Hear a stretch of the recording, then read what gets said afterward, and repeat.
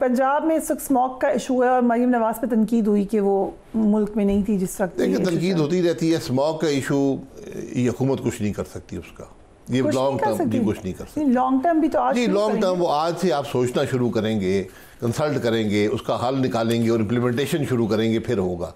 आसान नहीं है। बट पीएमएलएन के अंदर कभी भी एनवायरनमेंट फ्रेंडली कोई फोकस रहा है? हमने देखा पाकिस्तान में किसी हुकूमत में एनवायरनमेंट फ्रेंडली नहीं रहा। पीटीआई ने बातों की दरख्त लगाने की मिलियंट्री जो भी उसके अंदर डिस्क्रिपेंसी हुई लगे होते तो फिर ये मामले ना होते ना। बट आई एम सेइंग कि कभी बात हुई में से मिलियन ही लगे।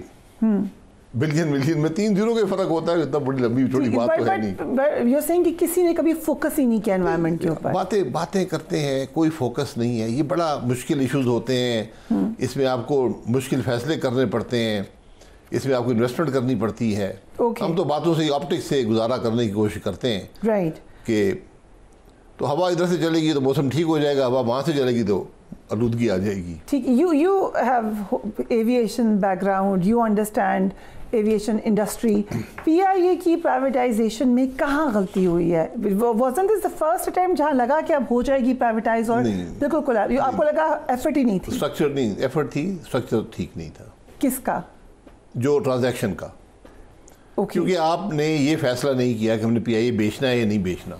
आपने कहा हम 60% देंगे, 40% हम रखेंगे, जो आप पैसे देंगे हम वापस पीआईए में डाल देंगे, ठीक है, और 15% हुकूमत रखेगी, बाकी डाल देगी, और 3 साल तक जो नुकसान होगा वो बायर का जिम्मा है, ठीक है, हमारे 40% बरकरार रहेंगे।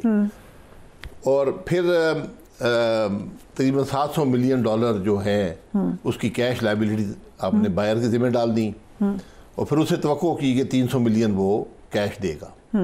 तो $1 बिलियन की लाइबिलिटी हर बायर लेगा, 300 मिलियन कैश में देगा, जिसमें से बाकी कंपनी में आ जाएंगे 255 मिलियन, लेकिन उसमें से भी 40% हुकूमत मालिक होगी और नुकसान की भी वो जिम्मेदार। तो आप कह रहे हैं कि ऑफर ही ठीक नहीं थी? देखिए ना, ऑफर मुझे कहने की जरूरत नहीं है, मार्केट ने उसको एक्सेप्ट नहीं किया। Right, there was only one. जी 6 लोगों ने एक्सप्रेशन इंटरेस्ट लिया था और 5 ने बिड ही नहीं किया। इन्होंने कहा कि ये स्ट्रक्चर ही ठीक नहीं, हम बिड नहीं करेंगे। ठीक, एक ने बिड किया और मेरा नहीं ख्याल वो सीरियस बायर था। आपके ख्याल से ऐसे ही कर दिया था? जी मुझे जो उनकी ब्लू वर्ल्ड की जो बातें सुनी हैं वो कोई इतनी इम्प्रेसिव नहीं थी कि वो एयरलाइन चला सकेंगे। और दूसरी बात ये उनकी मशहूरी हो गई।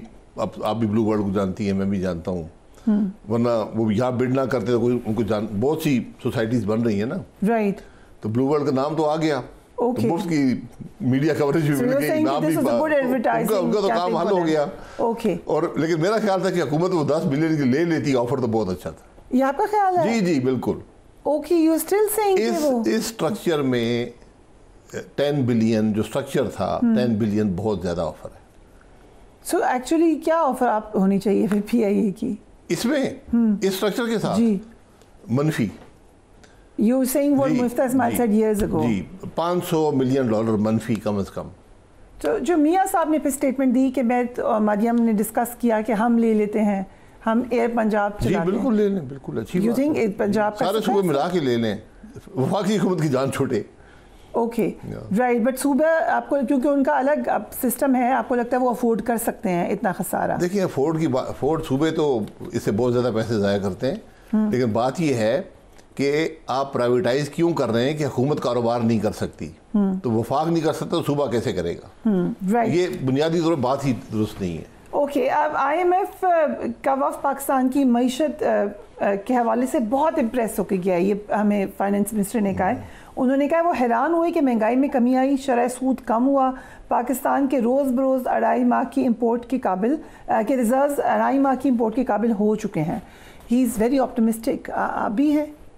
नहीं जी मैं नहीं, बदकिस्मती। You not. IMF अपनी कंडीशनलिटीज़ को देखता है, तो कंडीशनलिटीज़ आप पूरे कर रहे हैं, मुल्क में कोई तरक्की हो रही है, कोई मुल्क की कोई पॉलिसी है जिससे हालात बेहतर हुए। बड़ी सीधी बात है, तेल की कीमत नीचे जाती है, पाकिस्तान की मईशत बेहतर हो जाती है, तेल की कीमत ऊपर जाती है, पाकिस्तान की मईशत ख़राब हो जाती है, करंट अकाउंट डेफिसिट आ जाता है, ग्रोथ भी रुक जाती है। तो हमने कोई फंडामेंटल रिफॉर्म्स नहीं किए, हमने कोई स्ट्रक्चरल रिफॉर्म्स नहीं किए, हमने गवर्नेंस में कोई रिफॉर्म्स नहीं किए, कोई डायरेक्शन नहीं है हुकूमत की इस वक्त। कोई इन्वेस्टमेंट क्लाइमेट बद से बदतर होता जा रहा है, फ्लाइट ऑफ कैपिटल है मुल्क के अंदर, तो अपने आप को बेवकूफ़ नहीं बनाना चाहिए। राइट, हुकूमत ये बताया कि मेरी ये पॉलिसी थी जिससे ये इफेक्ट आया है, ऐसी कोई बात नहीं है। सो VPN के होने ना होने की डिबेट चल रही है। इस्लामिक आइडियोलॉजी काउंसिल ने भी कह दिया कि हराम है।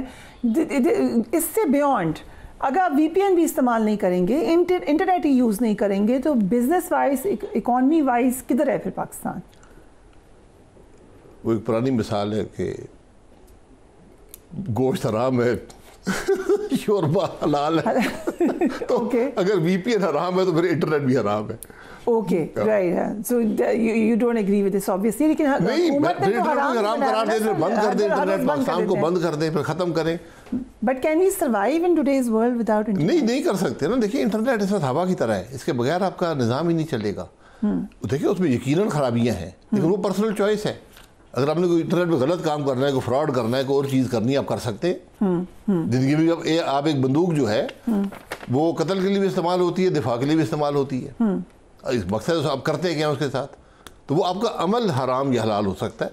राइट, लेकिन जो आप ये कहना कि इंटरनेट हराम हो गया या VPN हराम हो गया है, उसमें कौन सी बात उसकी हराम है? VPN तो आपको एक गेटवे देता है कि अगर आपकी हुकूमत ऐसी हो जो हर चीज़ को बंद कर रही हो, तो वो एक गेटवे मिल जाता है, आप इस रास्ते से इस रास्ते से चले जाएं। राइट, अब्बास साहब, आपने हमारे प्रोग्राम में एक बड़ा इंटरेस्टिंग पूरा वाक़या सुनाया था जब तैयारा अगवा केस हुआ था। वो बड़ा पॉपुलर हुआ, बड़ा वायरल हुई, आपने जो बातें बताई थी। मुशाहिद हुसैन साहब हमारे शो में थे, उन्होंने भी उसी ज़माने से रिलेटेड बात वो अब अक्सर शोज़ में जाके कर रहे हैं। वो कह रहे हैं कि उस वक्त एक कॉल आई थी, द टाइम जो आपने हमें एक्सप्लेन किया था, when you were in jail, मियाँ साहब was in jail, everybody else from PMLN, some people were in jail, कि एक कॉल आई थी वहाँ से क्लिंटन साहब की और मियाँ साहब को भेज दिया गया। नहीं, इतना आसान नहीं था। वो लंबी, आप कभी फिर प्रोग्राम रख लें, आपको मैं डिटेल्स बता, जो मुझे जो पता है, जिस हद तक मैं बता सकूंगा मैं बता सकता हूँ। वो कह रहे हैं कि कंसोर्शियम बना, एक कॉल नहीं थी। इट स्टार्टेड फ्रॉम देयर, फिर उसके बाद अरब कंट्रीज इन्वॉल्व। उस मामले का मैं आपको इतना कह सकता हूँ कि हुकूमत के दो ताल्लुकात से कोई वास्ता नहीं था। या मियाँ साहब के अमेरिकन गवर्नमेंट से ताल्लुकात से या क्लिंटन के पाकिस्तानी हुकूमत के ताल्लुकात से मामला नहीं था।